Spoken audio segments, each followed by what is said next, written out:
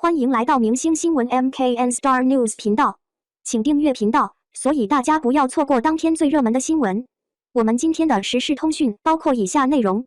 迪丽热巴翻车告诉我们，如果你不是倾国倾城，就别硬挖古装女神。随着新剧《长歌行》的播出，迪丽热巴毫无意外地被推上了热搜，但这一次不是因为美貌，而是因为备受争议的造型。在剧中有一幕，迪丽热巴戴着面具出场。也许是造型太过紧实不合适，她梳着2条辫子，像足了男扮女装的贾宝玉，没有古典美人那种婉约，反倒显得男人味十足。尤其是和旁边的赵露思对比起来，这种男香的味道更是变得浓厚。毫无疑问，这回迪丽热巴的古装造型翻车了，也输得很彻底。事实上，这已经不是迪丽热巴第一次因为古装造型翻车了。此前在电视剧《烈火如歌》里，迪丽热巴的造型就因为脸大土气村姑而被吐槽。剧中迪丽热巴因为五官过于突出硬朗，反倒看不出多少美感，而且因为黑眼圈太重，眉毛也画得太奇怪，显得整个人非常苍老。在电视剧《实力人明月心》里，20多岁的迪丽热巴因为造型不得当，穿上古装像极了一个中年的老妇人。当时这部作品一播出，可谓吓退了不少因为凤九而被吸引的颜值粉。这几次连续古装造型翻车，实际上暴露了迪丽热巴在长相上一个挺大的局限。她的古装并非是完美无瑕的，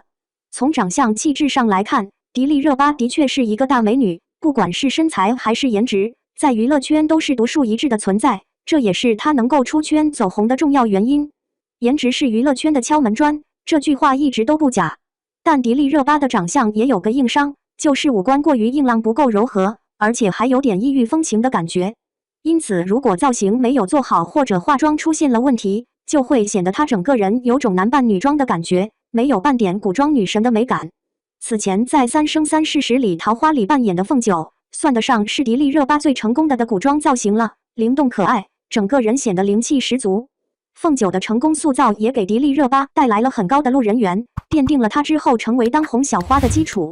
可惜好景不长，在之后接连出演的《烈火如歌》和《秦时丽人明月心》里面，迪丽热巴的造型没有一个能够让人眼前一亮的，反倒是一个造型比一个造型拉胯，赶走了不少的观众。即便是在后来的《三生三世枕上书》里面，再次以凤九造型出现的迪丽热巴，也依旧藏不住她的疲惫和短板。这部剧也并非像想象中的那样大火。因此，从这3部剧的表现来看，迪丽热巴的古装短板还真的不小。这几年她之所以拥有这么多的古装剧资源，很大程度上是因为得到公司的力捧。但是作为一个专业的演员，迪丽热巴应该对自己的优劣势有一个更清楚的认知，而不只是在公司的安排下什么作品都演。如果实在驾驭不了古装剧，不是倾国倾城，就放过这些好剧本吧，也不要再折腾自己，硬挖古装女神了。到头来口碑不见长，反倒招惹其他观众的嫌弃，就得不偿失了。况且在这几年，迪丽热巴已经在超负荷运作，整个人的状态都过头了。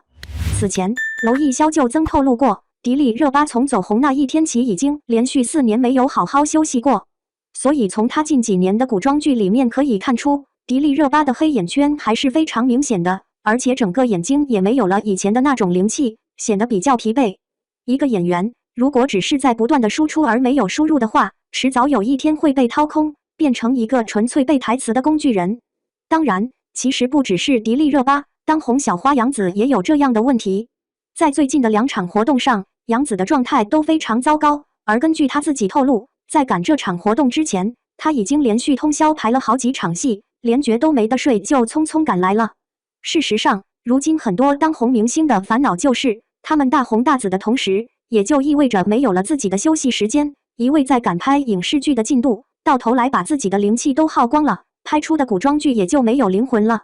因此，对于迪丽热巴而言，当下一个是减少创作的数量，谨慎挑选好剧本、好角色；另一个则是别再拼命赶路，停下来好好休息一下，否则演出来的角色没灵魂又不动人，演再多也是白费功夫。感谢您观看视频，请订阅我们的频道以支持我们。